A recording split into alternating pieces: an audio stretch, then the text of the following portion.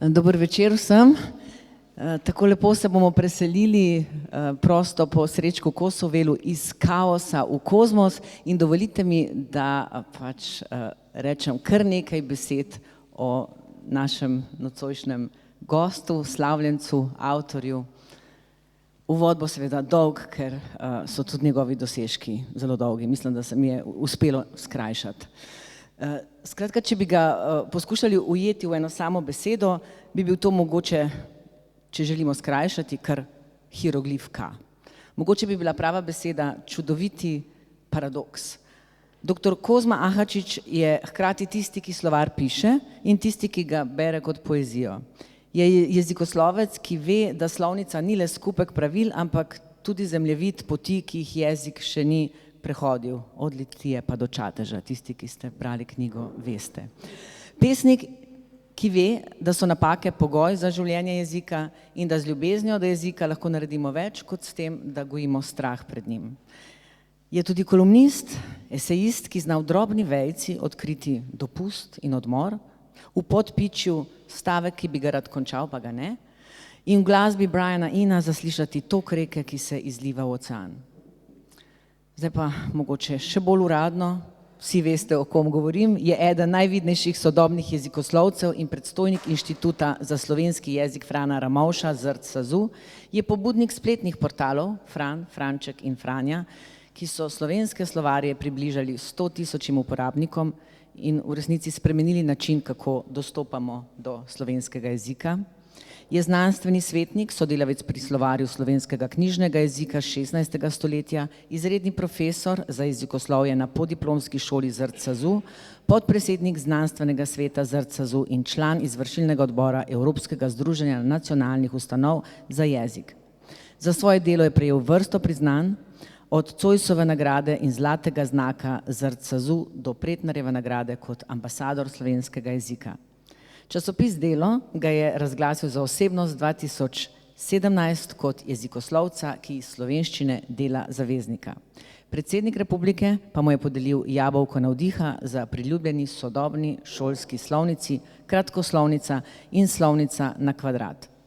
Poleg tega je avtor številnih člankov in knjig, kot je monumentalna monografija Stati in obstati. In poleg znanstvenika, kot veste, ostaja tudi pesnik. Nekateri se še dobro spomnimo performansa po njegovi pesniški zbirki Ti si čarovnica in Jaz sem grobar, ki se je odvijala prav v tem prostoru pred več kot 10 leti v režiji Mateja Filipčiča, ki je tudi danes z nami. Je tudi scenarist in glasbeni navdušenec na kvadrat. K, o kateri bomo nocoj govorili, je njegova druga knjiga esejev. Prva z naslovom Kozmologija je bila nominirana za Rožančevo nagrado. Kot smo rekli, iz kaosa v kozmos. Dr. Kozma Ahačić, prosim.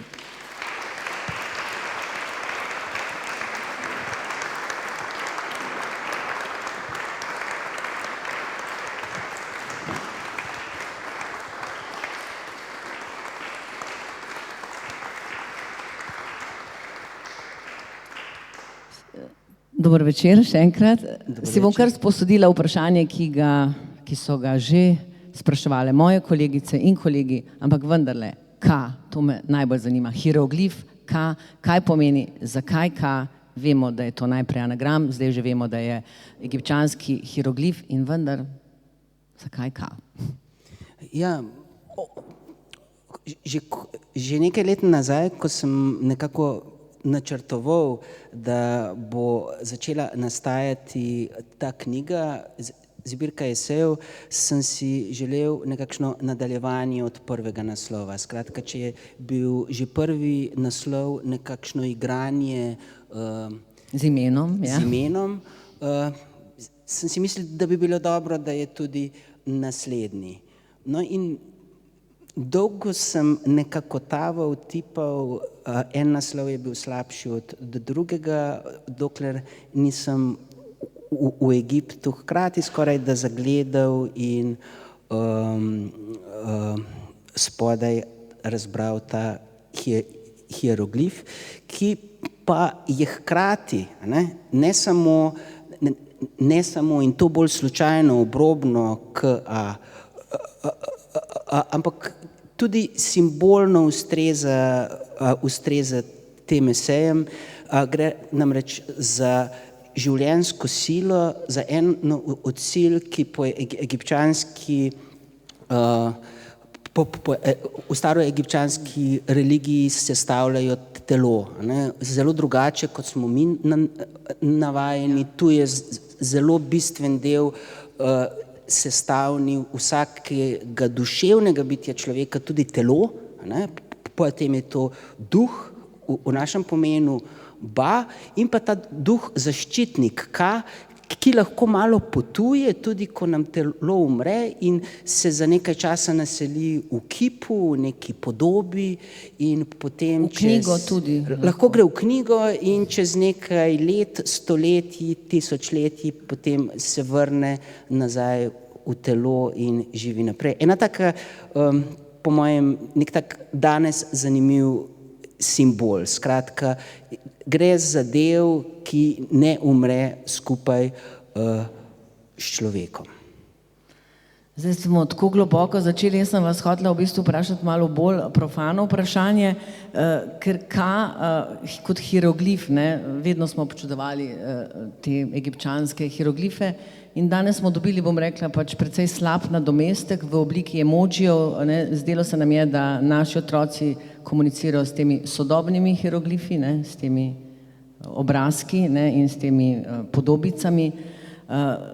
Čeprav vi pa ste našli neko drugo povezavo s sodobnostjo in sicer kot pač simbol teh podob, s katerimi smo soočeni v svetu. Kot pravite, postali smo odvisni od nenehnega objavljanja lastnih podob, lastnih likov in tako kot stari Egipčani, tudi mi svojo podobo brezsramno idealiziramo. Kako se povezuje recimo in ta Egipt, ki vas je na nek način navdahnil, s tem, v čemer zdaj živimo, s čemer se soočamo? Ja, naš svet je v bistvu ravno z tega vizualnega vidika neznansko podoben svetu starega Egipta. V starem Egiptu so se vsi želeli biti lepi. Mi danes uporabljamo za to razne filtre, uporabljamo umetno inteligenco, včasih so se zgolj lepe narisali. No in tudi tako, kot so stari Egipčani v bistvu puščali povsod svoje podobe, da bi za njimi nekaj ostalo in konec koncev, da bi druge ljudi prelisičili o svoji idealnosti. Tako kot civilizacija danes vse bolj počnemo tudi ljudje. Skratka, ustvarjamo nek fiktivni, zunanji, vizualni svet, v katerega se bo nekoč vrnil ta oziroma v katerem domuje naš vsaj tako si mislimo. Ta vaša knjiga pravzaprav vrvi od likovnih referenc, od glasbenih referenc seveda. Zato bi predlagala, ker smo še vedno v neki uverturi, da preberete en zelo kratek odlomek vašega eseja, ki se me je zelo dotaknil, in sicer Uho na stolu, Uho na stolu o lepoti. Potreba po lepoti je potreba. Tudi če gre za ovoj čaja, ki doda okusu njegovo podobo, tudi če gre za paket robčkov, ki jih damo v žep. Seveda pa potreba po lepem, ki je seveda lahko tudi lepota grdega, zahteva prebuditev pozornosti. V preobilju stvari smo na to prebujanje skoraj pozabili. Skoraj ne opazimo več drobnih lepot, naprimer črk teh knjige, ki so drugačne od črk, ki jih vidimo drugje in ki ji skoraj neopazno dodajajo svoj poljub. Lepota zaznamuje tudi besede. Vsak jezik ima svojo podobo. Oblikovalci, ki se ukvarjajo z nabori znakov, s fonti, vam bodo najprej povedali, da so za različne jezike primerni različni fonti, saj se v različnih jezikih izpostavljajo različne kombinacije znakov. Določitev zapisa glasov posameznega jezika močno vpliva na vizualno lepoto njegovih besed. Nekateri jeziki so ne glede na izbrani font v knjigah za posamezen okus lepši od drugih, nekateri mehkejši, drugi trši. Čudovito, hvala vam. Mogoče v isti kolumni ali pa v eni od naslednjih oziroma eseju zapišete, kako se je Primož Trubar zelo trudil, da bi pisal z lepimi črkami, ne? Da bi ustvaril lepo pisavo, ne? Medtem ko njegovi nasledniki pa malo manj. Res je, začetek slovenskega knjižnega jezika, premislek Primoža Trubarja je bil o tem, kako zapisovati slovenščino, je bil neposredno povezan z lepoto strani. Ne? Kot vsi mi vemo, je začel z gotico, bil z njo najprej deloma zadovoljen, ampak potem po 5 letih popolnoma razočaran in je poskusil naprej s humanistično latinico, ne, ki jo imamo konec koncev še zdaj. Zelo je bil občutljiv na to, da stran ni bila posejana z raznimi naglasi, da so se sičniki, šumniki, različne kombinacije, da bi se zapisovali na tak način, da bi stran tekla čim bolj očesu prijetno. Zato je bil tako zelo zgrožen, ko je videl najprej, kakšno skrpucalo so naredili leta 1563, ko so za njegovim hrbtom izdali tu v Ljubljani neki majstri pesniško zbirko in potem njega podpisali kot avtorja, ali pa ko je Sebastian Krelj v letih 66, 67 zlasti si izmislil novo znanstveno čudovito domišljeno pisavo, ki pa ni bila z vizualnega stališča tako lepa. Ne? Skratka, ta želja po lepoti zapisa ni bila nekaj, kar bi bilo v tistem času značilno samo za Primoža Trubarja, ampak tu je dejansko bil premislek, ki ga danes večkrat preveč potiskamo ob stran. Tudi zato je nek opomin na to, kaj so nekdaj bili hieroglifi kot oblika zapisa jezika, dokaj pomemben za današnjega človeka. Vam pa tudi lepota zelo veliko pomeni, ne? V najširšem smislu. Seveda, sam sem prepričan, da vsakomur. Zgodba o tem, kako ste delali nadure, ne v narekovajih, in poučevali kitaro, da bi si kupili sliko tega našega znanega slikarja. Pomagajte mi, no. Silvestra Plotajsa. Ja, Plotajsa. Siko, ja. Ja. Res je, to je bilo v srednješolskem času oziroma malo po srednji šoli. Tedanji moj nekdanji učitelj kitare, Uroš Lovšin, je šel ravno takrat na neko operacijo. Znameniti Uroš Lovšin, član skupine Buldožerji. No, in sam sem imel možnost 4 tedne poučevati kitaro. Vsak dan nekaj ur. To je bila res imenitna izkušnja, ampak ja, res, gnalo me je to, da bi si kupil sliko. In to sliko imamo še danes v dnevni sobi in še danes mi je tisto Van Gogovo uho na stolu čisto simbolno veliko pomeni. Pa to ni lepota kot nek kič, ampak lepota kot nekaj, kar se te dotakne, kot nekaj, kamor lahko konec koncev spraviš, založiš svoja nekdanja občutja, da se jih spomniš potem tudi čez mnogo desetlet. Zdaj, čisto ko medklic, katera je vaša najlepša slovenska beseda, to vas ves čas sprašujejo, recimo za Ludvika, kaj je z mano, prevajalec in pesnik Hartmann, ne vem zakaj, no to se mi zdaj dogaja, to je so zgleda ta leta. Ludwig Hartmann, poet in prevajalec, je rekel, da je zanj najlepša beseda tolmun, šele potem pa hrepenenje. Ne?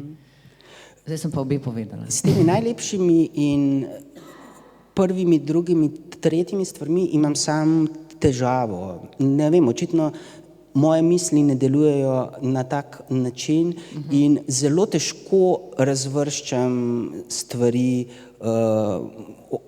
od prvega recimo do 10. mesta. Tako v glasbenem smislu kot v smislu umetnosti, tudi športa, filmov. Asociacija zdajle recimo.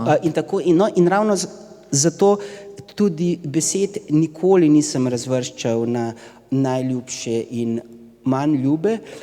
Po drugi strani pa je tudi moja dolžnost, ne, kot dolžnost nekoga, ki se poklicno ukvarja z besedami, z leksikografijo, da skušam biti do vseh besed podobno pravičen, kot je sodnik pravičen do vseh svojih kako se reče, klientov. Skratka, vsaka beseda, tudi tista najgrša, ki je sam ne bi nikoli izgovoril, si zasluži, če enkrat že pride v slovar, neko enakopravno obravnavo. Tudi če vas naslovim zdaj, ali pa da nasloviva ta problem, ta naslavljanje, ste tudi omenili v knjigi, ki se je tudi zelo razpaslo, ta je ena od tistih besed, to imate tudi radi. Pa zaboli, a ne? Zaboli malo. Ja. Zaboli, ampak če bi jo moral opisati v slovarju, bi objektivno to bolečino skušal opisati z določenim slogovnim kvalifikatorjem. Ne? Zanimivo je, da mlajšo generacijo naših jezikoslovcev na inštitutu ravno ta beseda sploh ne boli več. Ne? Ta kvalifikator pri njih ugaša in sam zelo upam, da to zgolj zaradi trenutne mode. Beseda naslavljati namreč je bila že pred 20-40 leti zelo popularna, pa je hitro zamrla. Skratka, ta razvoj priljubljenosti določene besede ni nujno nekaj trajnega, lahko je tudi navadna muha enodnevnica, vpliv določenega politika, politične skupine ali pa kakšne pomembne mnenjske osebnosti. Skratka, to vidimo šele potem v kakih 10-20 letih, zato tudi slovaropisci skušamo reagirati na svet z zamikom. Kot nekdo, ki se toliko časa strastno ukvarja z jezikom, ste pred kratkim v nekem pogovoru rekli, da bomo zaradi umetne inteligence zaradi 500 let malo bolj za kakšnih 500 let malo bolj neumni. Pa me zanima, kako kot pač nekdo, ki res ljubi jezik, opažate to, da če bi recimo v neki jezikovni model, če bi ChatGPT nahranili z vašo knjigo in mu ukazali, naj napiše 3 takšne eseje, podobne, in bi to tudi naredil in to nažalost zelo dobro. V čem je razlika? Kako bi prepoznali vaš esej od tistega, ki ga je napisal stroj? Ne? Najprej, jaz upam, da nisem rekel za 500 let. Morda sem mislil za 50 let, ne? Za kako generacijo. Ja. No, mogoče je prišlo pač pri telefončkih do neke napake. A sem jaz rekla 500, se to je nelogično. Ja. No, skratka, ali pač ne, za 50. Zdaj, kar se tiče umetne inteligence, sam lahko govorim zgolj kot jezikoslovec in zgolj do tiste mere, kot jo sam kot jezikoslovec zdaj že skozi kar nekaj let poznam in razumem. To je namreč tako veliko blefa, da mislim, da ni področja, kjer bi se v današnjem času bolj blefiralo, kot je s temi mnenji o umetni inteligenci. Umetna inteligenca je matematika, to ni neka oseba, ni neka entiteta, ampak je računanje na najvišji ravni, računanje tega, kaj bi bilo na podlagi do določenega vložka najbolj verjetno. Zato danes se nam zdi se nam strašljivo, kaj vse zmore, hkrati pa tudi vedno bolj spoznavamo, da zmore predvsem dobro računati. Lahko nam na podlagi dobrega vložka da dober rezultat. Zelo težko nam pa da na podlagi splošnega vložka nesplošen rezultat. Tu so torej sami potenciali neverjetni, hkrati pa so velike tudi nevarnosti. Mene ob sami porajajoči se dobi umetne inteligence zelo tolaži dogajanje na koncu 15. in v 16. stoletju, ko so se ljudje, tudi mnogi intelektualci, bali knjige. Knjiga je bila namreč velika nevarnost pravemu znanju. Če ti bereš knjigo, potem lahko bereš tudi nenadzorovano znanje. Tako so razmišljali. Kdo bo čuval znanje? Kdo bo skrbel za to, da nam ne zbezlja znanje, da se ne bo med nas naselilo krivoverstvo, da ne bomo ljudje popolnoma ponoreli, da ne bo znanje razvrednoteno. Skratka, tisto, kar se danes sprašujemo o umetni inteligenci, to so se sprva spraševali v 16. stoletju tudi ob knjigi. Seveda so bili potem mnogo hitreje nad knjigo zelo navdušeni, zato ker vseeno je knjiga, razen vojne, prinesla sabo manj realnih nevarnosti, zlasti nevarnosti poneumljanja, kot jih prinaša umetna inteligenca. Zaradi umetne inteligence bomo zagotovo za kako desetletje, 2, 3 bolj neumni. Zakaj? Zato, ker bo vse lažje, mi pa bomo pozabili, da je lažje zgolj, dokler veliko znamo. V trenutku, ko bomo imeli umetno inteligenco, pa ne bomo vedeli več, kot nam računajo njeni algoritmi, v tem trenutku bomo zelo težko vedeli, ali je tisto, kar nam pomaga, kar nam sporoča, res ali ne. Skratka, presojevalci resnice bomo morali biti vedno ljudje. Mi zdaj govoriva pred občinstvom, ki so vsi po vrsti zaljubljeni v slovenski jezik in so intelektualci. Vi se ukvarjate tudi z obema šolskima učbenikoma slovenskega jezika, tudi s tem, kako približati strast do slovenskega jezika, strast do branja najmlajšim. Najmlajši zdaj napišejo svoje šolske naloge s pomočjo ChatGPT-ja, da ne govorimo o seminarjih, tudi kakšnih magistrskih nalogah in tako naprej. Najmlajši so pametnejši od učiteljice, ne samo za slovenščino, tudi tiste za zgodovino, ker pod mizo na telefonu. Prehajamo v eno zelo nenavadno obdobje, zato sem vas vprašala, kaj se bo zgodilo z jezikom, o katerem tako pišete v različnih esejih, v različnih aspektih. Ampak gledajte, v 16. stoletju ni bilo čisto nič drugače. Učitelj je leta in leta učil mlade, zdaj so pa mladi lahko doma brali knjigo in se učili stvari, ki jim jih učitelj ni rekel. Tako da tu moramo vseeno z nekaj treznosti stopiti v novo obdobje. Danes, če učitelj svojim učencem naroči, naj mu do jutri napišejo 30-stransko seminarsko nalogo z navedbo literature in po možnosti še s kakim lepim vizualnim gradivom, bo več kot polovica razreda že naslednji dan mu to lahko prinesla. Ne? Ampak to pa ne pomeni, da ta isti učitelj ne more reči učencem, napišimo tule sestavek na roko, poslikajte ga, skenirajte ga in prosite umetno inteligenco, naj vam ga skomentira, naj vas opozori na napake.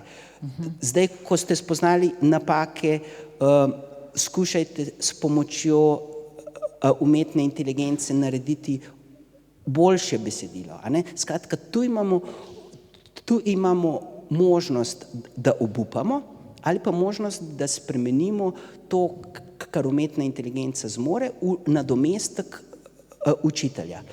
Zato je tako pomembno, da je slovenščina vstopila v to dobo kot eden od, pa mi oprostite patetiko, ampak eden od najmočnejših jezikov na svetu. Ne? Mi smo po opremljenosti, če ne bomo zaspali, danes nekje med 30. in 40. mestom med jeziki na celotnem svetu. Ne? Slovenščina je po kvaliteti, je jezikovni naravni umetni inteligence nekje na 30. 40. recimo, če smo zelo kritični, 40. mestu. Zato, ker smo dali dovolj v skupni bazen, dobivamo tudi veliko ven. Ja, zelo optimistično. Zdaj se mi je porodilo čisto otroško vprašanje. Ni nujno optimistično. Hkrati se strinjam, da lahko postanemo za desetletje, dve bolj neumni. Ampak to ne pomeni, da lahko obupamo. Ne? Na dolgi rok nam to lahko koristi. Jaz sem danes umetno inteligenco, sem se šele pred parimi tedni naučila sploh ravnati z njo, ker mi gre na živce, imam strah na nek način, ampak sem jo vprašala, zakaj je slovenščina, ne, zaradi tega pogovora, ki sem ga imela z vami, zakaj je slovenščina obstala toliko časa, ko pa so jeziki, ki so živeli veliko dlje, ne, kot recimo koptski jezik ali pa gotski jezik ali pa staroslovanski jezik ali pa izumrli. In ki jih je govorilo veliko večje število ljudi tudi. Ne. Zakaj? Imamo Trubarja, ne, odgovorila mi je seveda s Trubarjem, ne, ampak ja. Zdaj smo lahko zelo provokativni in rečemo, da zdaj, ko smo enkrat dosegli slovenščino v naravni umetni inteligence, tudi če vsi izumremo, bo slovenščina šla naprej.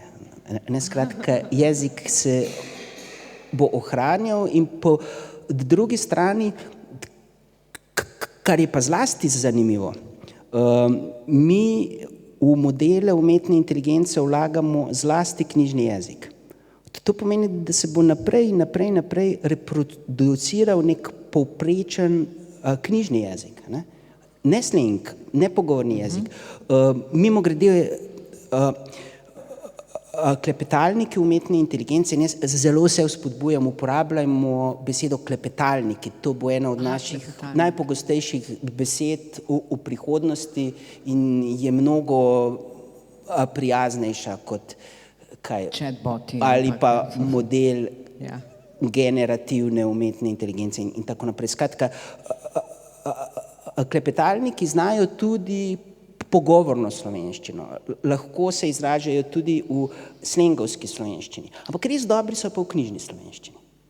Spravi, vi nimate nič proti, da bi recimo vse, kar ste do zdaj napisali, vso vašo poezijo, vse slovar, tako pač vložili v pač klepetalnik, ali kako ne rečem. Ja, to je pa dodatno grozljivo vprašanje, to je pa grozljivka. Ja, grozljivka. Mi imamo lahko kaj proti, v Evropi. Ampak čim smo zunaj Evrope, imajo tudi tam knjižnice. V vsaki knjižnici imajo skenerje. Vsak skener lahko vsako knjigo skenira, jo digitalizira, nas v Evropi nič ne vpraša in vzpostavi modele z našimi knjigami. No, in tu je samo vprašanje, ali bomo to naredili tudi v Evropi, ali pa bomo mi razglabljali, kako je grozno dati to modelom umetne inteligence in bojo imeli slovenščino zgolj na Kitajskem, v Indiji ali v Ameriki, kjer so te predpisi manj strogi. Sprašujem vas zato, ker se po različnih državah Evrope in sveta dvigujejo veliki avtorji in pač zahtevajo, da se to omeji oziroma da se vsaj avtorsko to plačuje, če že kradejo njihova avtorska dela. In večkrat citiram tega Kazuo Ishigura, Ostanki dneva, Nobelovec, ki je rekel, da jaz nisem dobil Nobelove nagrade zato, ker sem uporabljal tako izviren jezik ali ker bi uporabljal tako genialne ideje. Dobil sem jo zato, ker ob mojih knjigah ljudje jočejo. Ampak težava je v tem, je rekel tudi on, ker umetna inteligenca se zelo hitro uči, kako bo z literaturo ljudi pripravila do joka, se pravi, jih zbudila najmočnejša čustva. Ja. Ampak, če gledamo, upam, da HBO Max in Sky Showtime in ne Netflix, ki nima še slovenskih podnapisov, skratka, če gledamo serije in serije, nove in nove dele, določene serije, se nekje po kakem mogoče 60., 80., 200. delu pa naveličamo. Ne? In na tak način se bomo vedno kot človeštvo naveličali tudi vsake stvari, ki jo bo producirala statistika, matematika, to je namreč umetna inteligenca je. Ne? In zato bomo morali močno podpirati avtorsko delo, prevajalsko delo in lektorsko delo, da bomo proizvajali nove in nove možnosti tudi za takšne modele. Skratka, mi umetnosti ne moremo vzdrževati, če ne bomo vlagali v to, da kljub umetni inteligenci ustvarjajo, pišejo in prevajajo živi ljudje. Tu je bil zdaj že večkrat ponovljen en zanimiv poskus, če damo umetni inteligenci besedila, ki jih proizvede umetna inteligenca, se stroji zaciklajo. Ne? Stvar ne zdrži več. Ne? To pomeni, nujen je dotok živega materijala, tako kot pri kakem minotavru, ki je stalno potreboval nove in nove žive ljudi. Ne? Nekaj takega so tudi naši klepetalniki in drugi modeli generativne umetne inteligence. Umetna inteligenca kot minotaver. Ampak zdaj sem že sam mogoče rekel preveč, ker to že presega tisto, kar jezikoslovci o umetni inteligenci lahko povemo, ampak lahko pa povemo, da je to računanje. Ne? To ni neka mitska oseba. To je računanje. Ampak ljudje se pa zaljubljajo vanje. To je druga tema. Niste mi pa vseeno odgovorili na vprašanje, saj samo mogoče v alinejah, ne, saj v resnici govorite o tem tudi v teh esejih, ampak zakaj smo mi obstali kot jezik? Zakaj je slovenščina obstala?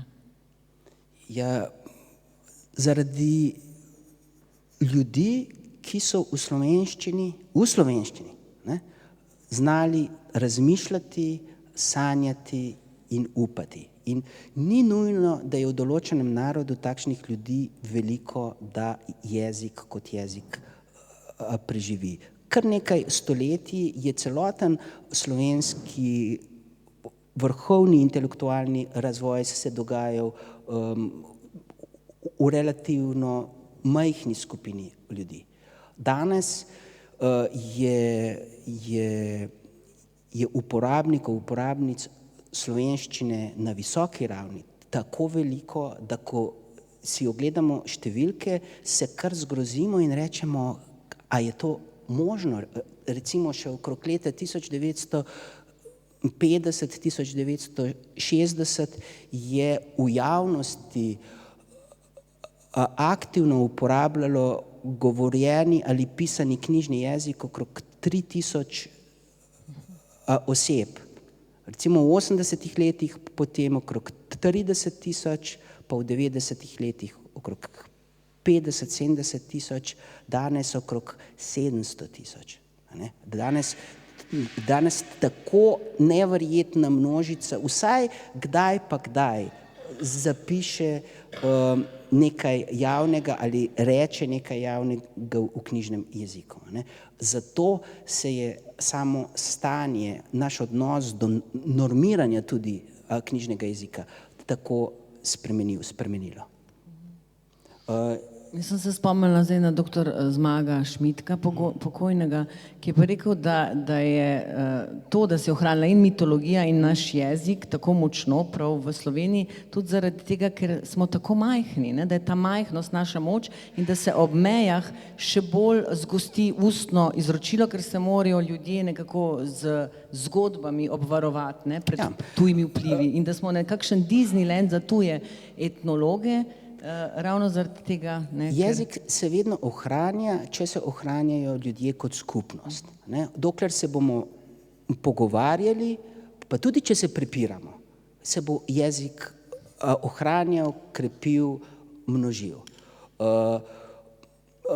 Nemogoče je, da bi svet uporabljal en sam jezik. Tu vedno znova navajam in pozivam k branju res odlične knjige Umberta Eka v iskanju izgubljenega jezika, ki je sistematično pokazal, kako je Evropa lahko preživela zgolj skozi večjezičnost in kako je bilo vsako iskanje enojezičnosti vnaprej obsojeno na propad. Ta bojazen, da bi vsi kar naenkrat govorili samo angleščino, je lahko realna do te mere, kot so nekdaj vsi govorili latinščino, ampak latinščina se je razbila v romanske jezike in na enak način se bo tudi angleščina, če bo se širila s tako vnemo, razbila v različne območne angleščine, kar se konec koncev že dogaja. Skratka, a se že dogaja? Ja, seveda, če odpremo svoj mobitel, lahko izberemo recimo indijsko angleščino, namesto ameriške ali angleške angleščine. Ljudje v jeziku potrebujemo napake, posebnosti, se temu reče pač strokovno, ampak jezik je ljudem izziv, v jeziku lahko povemo nekaj več, šele ko to ni povprečje, ko to ni matematika, ko je to sicer nek sistem, ampak sistem cepljen na človeka, zato več jezikov pomeni tudi boljšo znanost. In tudi zato se včasih jezikoslovci tako, kot da bi se z mlini na veter borimo s tem, da ne bi zašla znanost v en sam jezik, v eno samo, recimo, univerzalno angleščino, kot je nekdaj v latinščino in tako naprej, pa obožujem latinščino. Ampak več jezikov pomeni večjo moč, zato ker pomeni več različnih načinov razmišljanja. Recimo v slovenščini skačemo in hodimo drugače, kot hodijo in skačejo v angleščini. V slovenščini imamo drugačno razvrstitev barv, kot jo imajo nekje na severu Evrope ali pa na jugu Amerike. Tako, kot ste rekli, da je napaka pogoj za obstoj vsakega jezika, to mi je bilo sploh zelo zanimivo tudi v knjigi, ampak na katere napake recimo mislite? Na ta sleng, ki vstopa v jezik, na katere napake mislite točno? Najpogostejše besede najbolj rabljene besede v vsakem jeziku so običajno nesistemske. Ne? Recimo glagol biti. Ne? Sem, si, je. Aha, takšne napake. Smo, ste, so. Ali pa glagol iti, grem. Ne? Otrok pri otrocih z otroki. Ne? Skratka, tisto, kar najbolj uporabljamo, človek, ljudje, tisto, kar najbolj uporabljamo, tisto si ljudje najbolj zakompliciramo. Zakaj? Zato, ker ne prenesemo zgolj matematike. To se pa zelo strinjam. Zdaj pa vaše popotovanje od Litije do Čateža, ta parodični remix, v katerem ste spet dokazali, da ste pisatelj, ne? In v tem besedilu, ne, prosto po Franu Levstiku, pravite, da so vsi dogodki izmišljeni. Zanimivo, kako ste to zapeljali, no? Kako ste to popotovali skupaj z Franom Levstikom. Ampak tam mi je bilo zelo všeč, ko reče vaša protagonistka, pesnica, poezija je pomembna, na to vse večkrat pozabljamo. No, to rečete pravzaprav vi, ki imam zdaj vašo pesnico. Aha, Tara. Ona pa pravi, mi pa grejo zelo na živce tisti, ki se hočejo vrniti 30 let nazaj in spraviti slovenščino znova v varno vato in balonček, kamor ne sme vstopiti noben drug jezik. To ne gre več.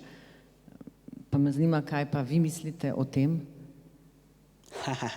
Ja, v tako besedilo lahko skriješ več različnih plasti, različnih razmišljanj. No, vse ste vi, vsi trije junaki ste vi. Ne. To so dejansko glasovi, ki sem jih pobral, ko sem razpravljal z ljudmi o jeziku. Zdaj, morda bi glede tega popotovanja iz Litije do Čateža povedal samo to, sam nisem ljubitelj Frana Levstika. Kot zelo negativen ocenjujem njegov vpliv na ravni jezikoslovja, medtem ko je seveda avtor briljantnega Martina Krpana, s katerim se za vse potem odkupi. Ampak ta njegova pozicija jezikoslovca, ki sicer razpravlja o slovenščini, ampak samo v nemščini. Nekoga, ki je tako visoko, da če bi delali po njegovem modelu slovar, bi ga delali še naslednjih 700 let.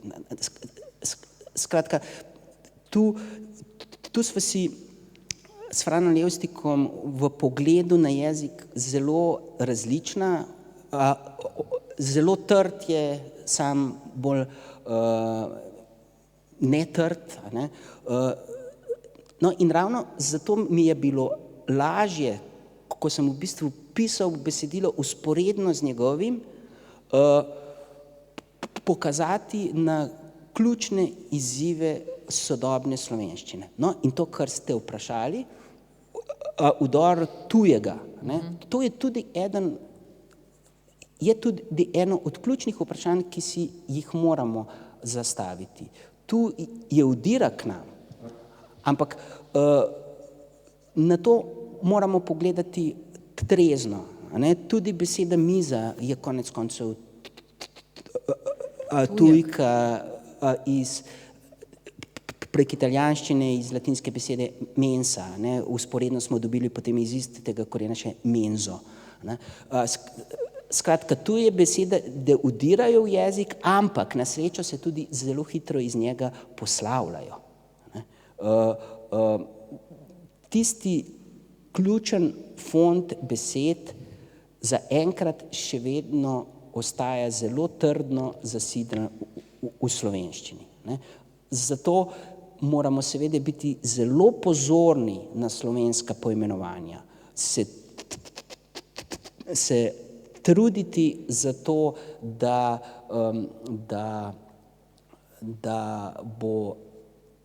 bo slovenska terminologija res čim bolj slovenska, da ne bomo imeli zgolj tujih po možnosti angleških besed s slovenskimi končnicami. Ne. Hkrati pa si moramo priznati, da živimo v zelo globalnem svetu, v katerem nujno k nam udira kup novih izrazov. Ne. In to ne nujno samo iz slovenščine, mi mislim iz angleščine, recimo beseda emoji je iz japonščine, ne, in tako naprej. Kaj bi morala reči prej, ko sem omenila emojije? Kakšna je že slovenska? Ni. Zelo težko, lahko bi rekli čustvenčki. Ne, to je pa v tem je vic, mi lahko rečemo čustvenček, ampak čustvenček je tisto, kar kaže neko človeško podobo in na tej človeški podobi čustvo. To je v bistvu emotikon. Ne? Emoji pa je še vse ostalo. Tudi podoba gora, ne? Tudi recimo roža, pa zajček, vse to, kar nas konec koncev vodi v sodobne hieroglife. Ne? Le da se emoji držijo samo enega dela hieroglifske pisave. Ne? Mogoče kot za zanimivost, pisava hieroglifi ima tri tipe samih teh lepih hieroglifov. Prvi tip so hieroglifi, ki opisujejo črke, dvočrkja ali pa največ 3-4 črke, 3-4 glasove. Ne? Potem imamo hieroglife, ki pomenijo celo besedo, ne? Tako kot je ka ali pa recimo beseda ba, no, ali pa beseda miza, potok, stol, noga, človek in tako naprej. In pa tretji tip hieroglifov so pa hieroglifi, ki nakažejo, o čem bodo govorili drugi hieroglifi. Naprimer, ali bo govora o duhovnem svetu, ali o svetu živali, ali o nečem, kar je povezano z domovanjem. To so pa taki usmerjevalni hieroglifi, recimo lahko tudi kaže hieroglif, v katero smer naj beremo, ne? In tako naprej. No, in samo en del teh nekdanjih egipčanskih hieroglifov nadomeščajo današnji emoji. Zakaj pa so vdrli v naš jezik? Zato, ker jih uporabljamo v pogovornem jeziku. Mi se kot človeštvo več ne pogovarjamo tako, da govorimo. Ne? Večina človeškega pogovora poteka prek dopisovanja, kar je po eni strani grozljivo, po drugi strani pa zahteva emojije. Zahteva neka dodatna čustva, ki bi jih sicer morali ubesediti v celem odstavku. Ne? Če recimo napišemo prihajam domov, pa zraven damo emoji osebe, ki bruha, ne? Bo vsak vedel, da recimo na izpitu ali pa na sestanku nismo bili uspešni. Ne? In niso potrebne dolge razlage. Ne? Če pa rečemo prihajam domov in zraven damo stegnjeno pest, pa nekoga, ki se smeje, pa vemo, da se je zgodilo nekaj obratnega.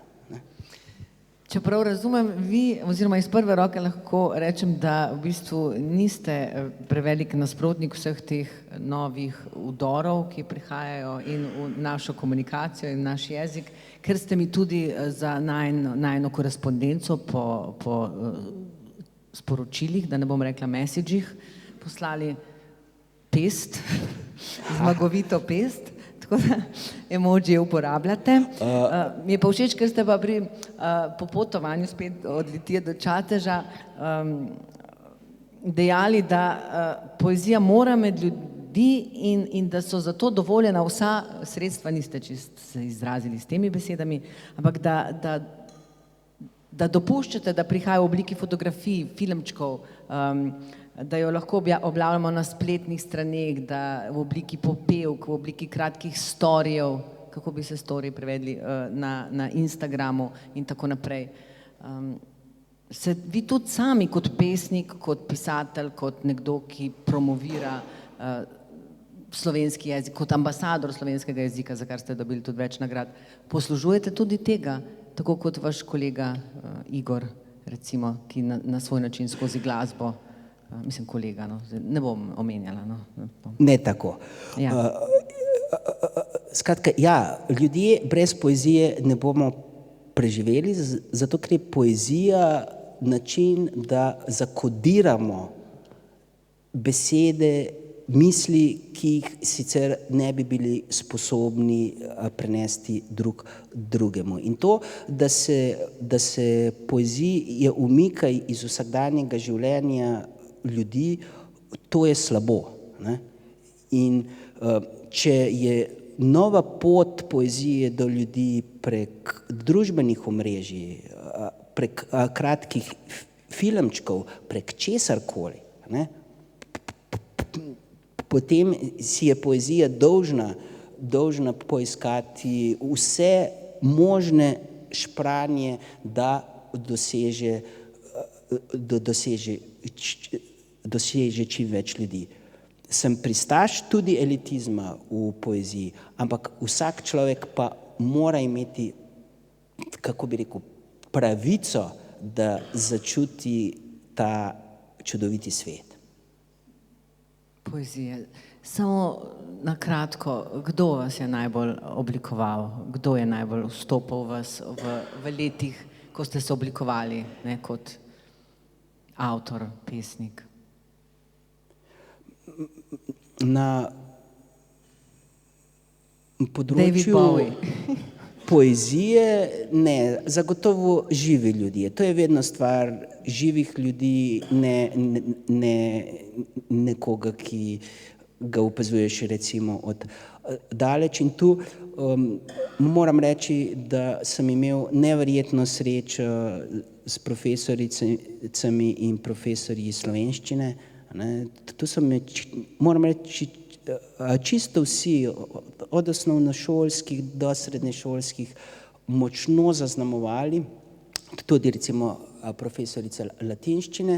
Hkrati pa sem imel srečo tudi to, da sem imel veliko let dokaj reden stik, redne debate s pesnico Nežo Maurer, ne, s katero sva dejansko se usedla in razpravljala o poeziji, o umetnosti, skratka kako bi rekel, neuporabnih stvareh brez vsebine. A ja, ne boste omenili kakšnega že pokojnega pesnika ali pesnice, ki vas je recimo zadel v narekovajih v najstniških letih? Seveda, navdihovali so me in me še navdihujejo mnogi pesniki, mnoge pesnike, ampak jaz mislim, da je to stvar ljudi, kljub vsemu. Z literaturo ne moremo navduševati če ni zadaj ljudi, če ni zadaj človeškega navdušenja. Skratka, ljubezen do literature se po mojem lahko rodi samo v nekem medsebojnem odnosu, ne zgolj ob eni knjigi. Dajva kakšno besedo o pikah, vejcih in podpiči, ki so naselile kar nekaj vaših esejev. Všeč mi je tisti del, ko pravite, počitek je enako potreben, kot so v pisanem jeziku potrebne vejce, ali pri podpičju, ki ga pisec uporabi takrat, ko želi končati stavek, pa se odloči, da ga ne bo. In zdaj sem se spomnila pogovora Stojana Pelka z znamenitim francoskim enfant terriblom Michelom Houellebecqom, ki ga je nenehno spraševal samo o podpičju. Ne? In potem sem v vašem eseju prebrala, da je v bistvu podpičje, no zdaj boste vi nadaljevali, da ima neko sorodnost z depresijo pravzaprav, ker želiš nekaj končati, pa ne moreš, če sem prav razumela. Ja, ne, pač to je bilo rečeno simbolično. Ljudje tako kot pike, ne, kot nek jasen zaključek, nujno potrebujemo tudi podpičja. Ne. Trenutek, ko sicer se ustavimo, ampak ne zavedno. Ne. Se ustavimo, ampak ne dokončno. Ne. Se ustavimo, ampak si pustimo nek droben izhod, da naredimo za tistim stavkom, za katerim smo se ustavili, morda še nekaj stavkov. A vi veliko uporabljate podpičja, nisem bila tako pozorna. Zelo rad, ja. Podpičje, morda še raje dvopičje. Ne? Živimo pa v času klicajev, kot ste rekli. Ja. Klicaj narediti je najlažje. Ne? Najlažje je zakričati, najlažje je imeti jasno mnenje z jasnim ločilom na koncu, ne, s klicajem. Mnogo težje je narisati vprašaja. Ne. Kljub temu, da kot ljudje verjetno mnogo manj vemo, kot si priznamo. Vsi imamo v sodobnem času o vsem določeno mnenje. Ne. Imate radi vejico? Prosim? Vejica v slovenščini je stvar ljudi, ki imajo radi strukturo. Ne? Vejica namreč ni v slovenščini, tako kot recimo v angleščini, stvar občutka, ampak ima jasna, strukturna pravila in zato, to bo pa vse presenetilo, mnogo manj pravil kot v angleščini. Angleška vejica je, če jo želimo res dobro znati, grozljiva. Ne? Slovenska je čudovita. Ne? Samo skladno moramo najprej se naučiti. Tako da ja, vejica je dar vsakega jezika tistemu delu uporabnikov jezika, ki imajo radi matematičen način razmišljanja. Ostali pa pač se včasih tudi zmotijo. Zmotite tudi? Celo? Seveda. Se zmotite? Če na hitro pišeš, pač vejico izpustiš, pa jo kasneje dodaš. Tudi v življenju je tako, da včasih pozabimo na kako vejico, pa jo moramo potem naknadno dopisati. Zdaj pa trenutek za glasbo. Ne si ne pričakujem, da bova zdaj kakšno zapela, ampak res skozi to knjigo se prepletajo glasbene reference in kdor vas še ni vzljubil, vas bo tudi skozi to strast do glasbe. Ne? In tako lepo rečete, da je glasba lahko torba, s katero nosiš počitnice vedno s sabo, ne? 2 minuti po najhujšem stresu v službi, pa se s pomočjo napolnjene skladbe že zaziblješ v ritmu morja, ne? Kjer si jo poslušal. Zdaj mi pa povejte, ker ste v Nedelu sem videla, da ste v tistih odgovorih napisali, da ste bili v prvih vrstah vaših najljubših glasbenikov in idolov in zato sem prej omenila Davida Bowieja, pa Briana Ferryja, pa Iggyja Popa, pa kje ste še bili v prvi vrsti na koncertu? Ni bilo tako veliko koncertov, moram reči, pri koncertih sem bil vedno izbirčen, ampak če sem bil, sem poskušal biti v prvi vrsti, ja. Sex Pistols še. Z pričesko modri barvi? Ja, pač bilo je dovolj nazaj. Jean-Michel Jarre, ne, je bil tudi tak res lep koncert, pa Jesi. Nad Iggyjem Popom sem bil popolnoma razočaran. Razočaran.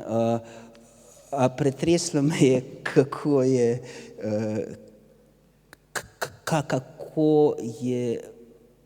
popolnoma drugačen v živo, kot sem si ga predstavljal. To me je tako globoko zadelo. Tak na ploščah, taka nežna duša, v živo tak robavs. Zato ga imamo tudi radi, da je robavs. Ampak ja, naknadno sem ga še mnogo raje poslušal po tema, ampak res ta izkušnja njegovega koncerta je bila pa res nenavadna. Samo še en koncert me je bolj pretresel, ampak veste, da V negativnem smislu. da mi je iz spomina šlo ime benda, pa mogoče se bom kasneje spomnil. Ja. Sam tako spet medklic, jaz skozi imam občutek, da sva že porabila čas, ampak si ga bova še malo vzela. Medklic, zakaj ste pa napisali, da Grace Jones nažalost ne boste nikoli videli? Se je bila v Puli, v amfiteatru in to pred dobrim mesecem, dvema.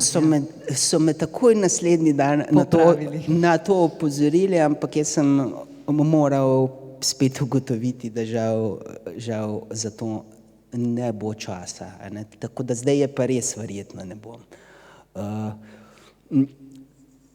Pa to ni nobena velika tragika. Včasih je bolje tudi kako stvar si kar za večno želeti.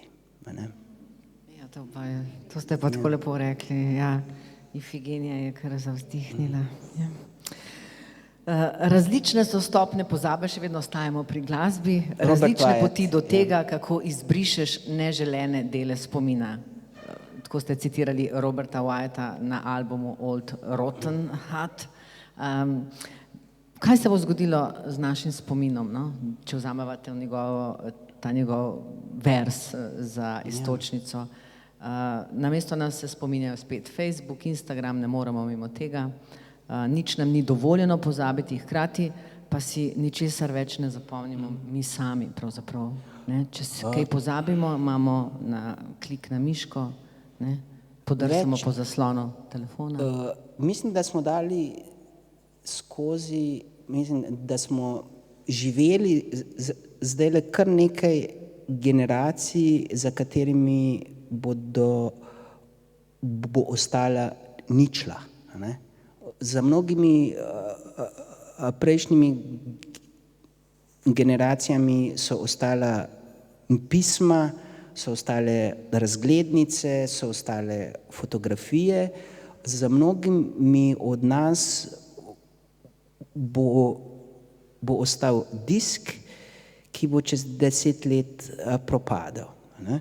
Zato je tako pomembna iniciativa, ki jo imajo arhivi zdaj po celotni Evropi, in sicer iniciativa, da se vse digitalne zapise čim varneje arhivira in da to arhiviranje dejansko vzpostavimo na tak način, da bomo lahko tudi čez 100-200 let rekonstruirali naše digitalno življenje. Digitalni svet je namreč ranljiv. Ne? Ti lahko mogočno arhitekturo ali pa rokopise, knjige nekam spraviš in preživijo stoletja, morda celo tisočletja. Ne?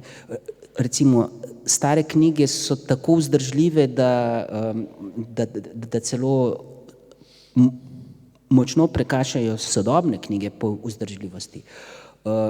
Digitalni svet pa je sam po sebi, brez elektrike, brez ustrezne opreme obsojen na pozabo. Ne? Digitalni svet sam po sebi je svet pozabe.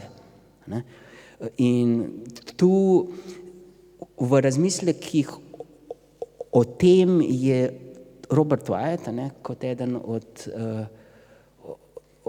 od glasbenikov, ki so hkrati tudi veliki misleci, res bil in je zelo močen. Zato moramo vsak po svojih močeh vlagati v to, da se bo tudi digitalni svet ohranjal naprej. Ne? Čez 1000 let, ko največ ne bo. Ne? To je ta, bom rekla, ta melodija, ne, se je zaslišala. In spet se nam poraja vprašanje o času s to Strniševo pesmijo. v eseju Kroki v času prek svetega Avguština razmišljate o času, njegov citat, kako naj se sprašujemo, kaj je delal Bog, preden je ustvaril čas, če pa časa prej ni bilo. Je mogoče obstajati pred časom ali zunaj njega. In potem vi razmišljate, da druge pravzaprav tudi sodimo glede na čas, ko so bili del našega življenja. Ne? Kako vi čutite ta čas, glede na to, da je John Wheeler, ki ga tudi rada jaz citiram, rekel, da pač časa ni, oziroma da je čas stroj, ki smo si ga izmislili, da bi preprečili, da se vse stvari dogajajo hkrati, preteklost, prihodnost in sedanjost. In če je čas, a je skrit v jeziku, je v jeziku preteklost, prihodnost in sedanjost. Dejansko je vprašanje, če je čas mogoče razlagati zgolj filozofsko, sam recimo ga doživljam bolj kot vernik, ne? Kot bolj prek vere. Ne? Čas namreč je tudi neka vera v to, kaj je bilo, kaj je in kaj bo. Ne? Mene je v smislu razmisleka o času najbolj zadev en prizor iz filma Sanje Akire Kurosave, ko nekaj ljudi hodi v snegu. Ne? Hodijo v snegu in zgolj hodijo v snegu. Ne? Nekaj minut. Ne? In to je zame zelo dobra metafora tega, kaj je človek v času. Ne? Kaj človek moramo v času? iti naprej, moramo čas živeti, tudi če ne vemo, kaj je bilo 100 metrov spodaj in če ne vemo, kaj je 100 metrov naprej, tudi če smo sredi nekega zimskega plazu, če se nam zdi, da naše predhodno življenje ni bilo nič, da naše življenje v prihodnosti ne bo nič, se v resnici in preteklost in prihodnost osmišlja danes s tem, da življenje intenzivno, globoko skušamo živeti in o tem razmišljati. Ja, tako kot ste zapisali, da neoprijemljivost časa ima svoje sledi tudi v jeziku. Ne? Tako kot sem vas že prej na hitro vprašala, a imamo v jeziku vse to, preteklost, prihodnost in sedanjost? Seveda, za zgodovinarja jezikoslovja, za kar se imam, je to glavni izziv. Kako opazovati ljudi prek jezika, če pa čas tako močno zaznamuje jezik. Ne? Če pogledamo današnjo slovenščino ali slovenščino pred 10 leti, lepo vidimo, da jo nismo zaznamovali jezikoslovci, ampak jo je zaznamoval čas. Naša okolica, naš razvoj. Ne? In če pogledamo 100, 200, 300 let nazaj, ravno prek jezika lahko začutimo utrip določenega časa. Zato je delo z jezikom in zgodovino jezika, recimo konec koncev branje slovnic, branje slovarjev starih, nekaj najlepšega na svetu. Tega mi nihče ne verjame. Ne? Jaz mislim, da moramo s to poezijo branja slovarjev iz 16. stoletja recimo zaključiti. Jaz bi vprašala še vas, spoštovani gostje in gostje, vsi zaljubljeni v jezik, če imate mogoče kakšno vprašanje. Ja. Morda bi med tem, ko razmišljate o kakšnem vprašanju, dodal, da sem v duhu časa skušal na konec knjige dodati tudi tisto, kar so imeli zelo radi že v starem Rimu.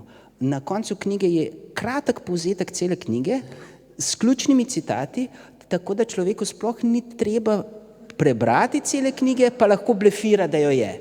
Ne? To sem jaz naredila. Hvala. ne verjamem, ker citati ne ustrezajo. Ne ustreza.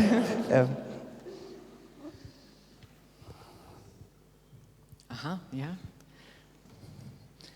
Marjan Zlobec, to bo pametno vprašanje. Ja, ne vem, mogoče bo bolj pohvala, ne. Je bil zelo jasen pogovor, praktično niti ene besede ali pa ene misli, ki bi bila dvoumna ali pa neresnična, no, če smem tako reči.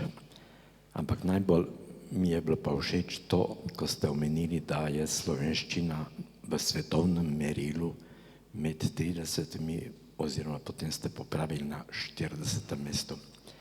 To bi moralo biti eno izmed najbolj pretresljivih spoznanj v pozitivnem smislu. Jaz sem kot upokojenec v zadnjih 10 letih obiskal večino srednjeameriških in južnoameriških držav, pa precej azijskih in Avstraliji in Novi Zeland in tako naprej. Povsod je bilo prvo vprašanje, odkot si. Drugo vprašanje, koliko pa vas je Slovencov? Sem rekel, ja, 2 milijona. Ja, kateri je pa vaš jezik, če vas je samo 2 milijona, ne? Ja, slovenščina. In potem je bil molk občudovanja. Ker če vi greste v Mehiko, tam je več kot 60 jezikov, ki praktično nimajo statusa državnega jezika. Potem greste v Brazilijo, tam je seveda več kot 30 držav. Jaz sem bil v muzeju portugalskega jezika v Sao Paulo. To je nekaj tako nebeško lepega, da če bi mi uspeli to narediti, ne Štanju, ampak Ljubljana, Gruberjeva palača, bi bilo nekaj najbolj impresivnega za vsakoga, ki bi to želel videti in spoznati lepoto jezika. Skratka, to, kar ste vi rekli o slovenščini, dejansko je res. Če se zdaj spomnimo na knjigo od Boete, Jeziki in ljudstva Evrope, on dokazuje, da je v Evropi 200 jezikov. In potem se spomnite, kaj je reklo vodstvo Evropske unije, ko se je Katalonija hotela odcepiti. Rekli so, kam bi pa prišli, če bi vsak narod oziroma vsako ljudstvo v Evropi želelo imeti svojo državo. Potem bi bilo držav v Evropi, ne vem, 85. Skratka, mi smo neizmerno privilegirani v svetovnem merilu. In mislim, da je bila ta vaša misel zame najlepša od tega večera. Je pa res, da tega, najlepša hvala. Res je pa hkrati, da je to skoraj da nezaželeno povedati. Od jezikoslovcev običajno Slovenci pričakujemo, da nam bodo povedali, kako bo slovenščina propadla in kako vsi ne znamo slovensko. Vendar pa mene je zelo streznila situacija v drugih državah, recimo v Franciji, Nemčiji,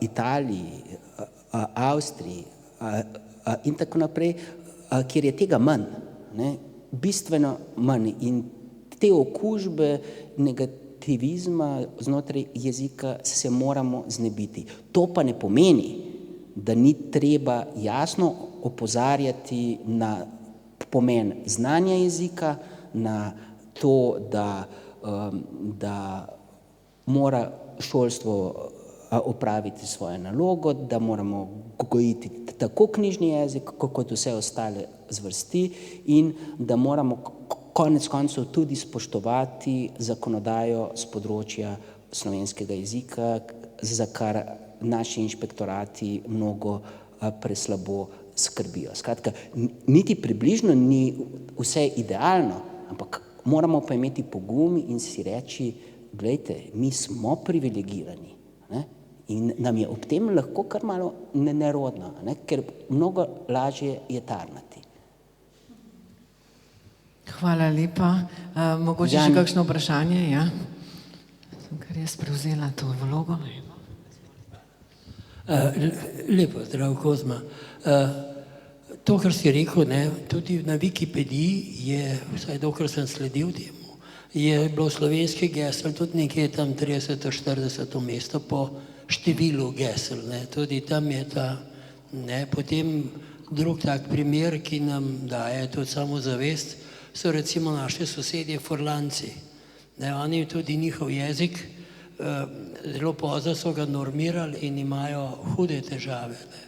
No, zdaj pa vprašanje zate. Koliko časa potrebuje neka beseda, da jo uvrstiš ali uvrstite v slovar? Kakšni so zdaj te pogoji, saj konec koncev je novih besed kar nekaj, pa tudi stare se kdaj oživljajo in umrejo, kot bi rekel.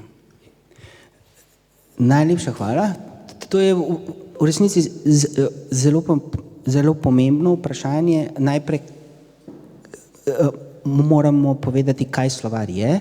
Če s tem mislimo enojezični razlagalni slovar slovenščine, kot je recimo SSKJ, potem so tu spet popolnoma jasna matematična pravila.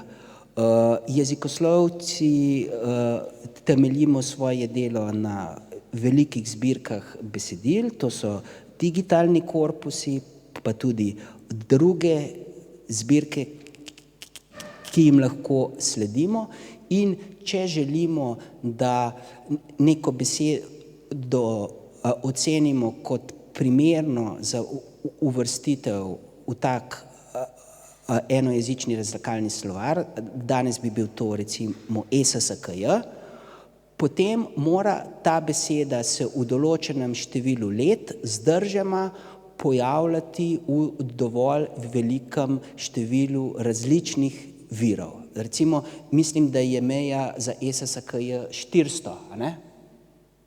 100, no evo. Celo manj, skratka, več kot 100-krat se mora pojaviti v različnih virih, da jo lahko štejemo kot kandidatko za uvrstitev v tak slovar. Zakaj? Ne? Zato, ker mnoge besede, ki se nam zdijo zelo aktualne, najpomembnejše na svetu, a preprosto odhajajo. Nihče si na primer ne bi mislil, da bo kmalu odšla kot beseda tudi CD plošča, ne? Ker jih kmalu ne bo več. Po drugi strani se besede spet vračajo, ne? Imamo vinilno ploščo, ki je tudi vmes že skoraj da ni bilo. No in jezikoslovci o uvrstitvi besed v slovar, v takšen slovar ne moremo odločati. Ampak seveda, ker to naše srce zelo boli, potem smo si izmislili še razne druge slovarje, recimo na Inštitutu za slovenski jezik nadomešča to vmesno si v polje tako imenovani sprotni slovar slovenskega jezika, v katerega pa lahko z manj striktnimi pravili uvrščamo sproti v narekovaju določene besede in jih opisujemo. No, ampak, če greste gledati ta sprotni slovar slovenskega jezika, boste videli, da so mnoge vanj uvrščene besede že danes zastarele, ne? Pa so se nam zdele višek modernosti, recimo pred 10 leti. Najlepša hvala. Če si res kdo želi še kakšno vprašanje za dr. Kozmo Ahačiča, sicer pa bi kar predlagala, mislim, prosim, no, zdaj, ja, izvolite. Čakajte, vam bom dala mikrofon. Zelo na kratko, ker mislim, da je čas, da proslavimo knjigo. Ja. In sicer bivši knjižničar Janez Kepickern. Eno od začetnih stališč je bilo, da so tudi na začetku ljudi motili zapisi, češ. In to je bil bolj, kolikor imam jaz v spominu, je bilo to bolj stališče, če se človek pogovarja, si odgovarja, knjiga pa ti nekaj govori, pa ti ne odgovori. Recimo, lahko ti odgovori, ali pa tudi ne. To je, To je ena stvar. Druga stvar glede angleščine.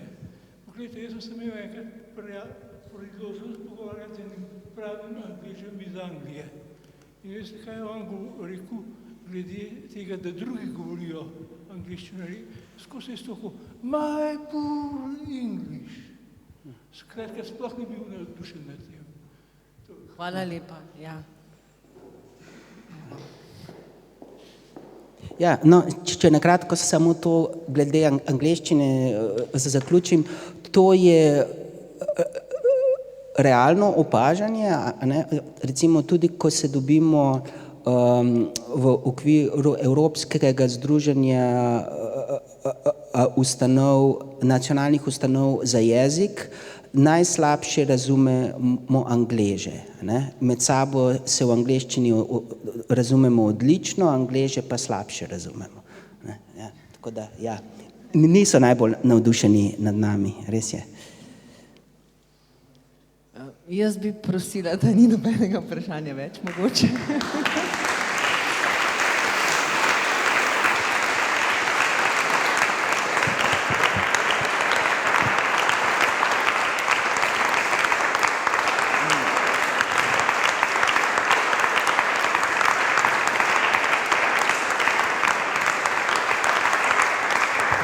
Ta aplavz Najlepša hvala.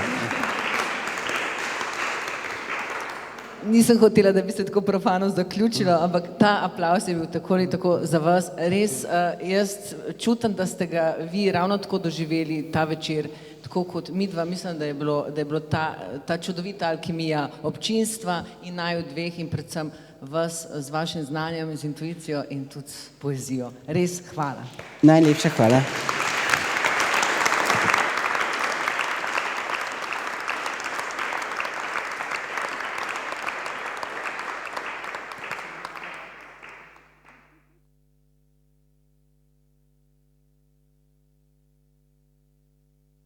Aha, samo sekund. Ja, jaz si bom šla kupiti knjigo, ker je zadnjič niso imeli v knjigarni in za vse, ki si želite imeti to posebno knjigo doma ob vzglavju, mislim, da so naprodaj tam v Preddverju ali nekje, kje so? A ja, tamle zadaj. V kotu. Pod obokom, ja. Glede na to, da ima knjiga zadaj povzetek in na prvi strani to res lepo naslovnico oblikovalca Marka Praha, je aktualna tudi za vse tiste, ki ne želijo brati.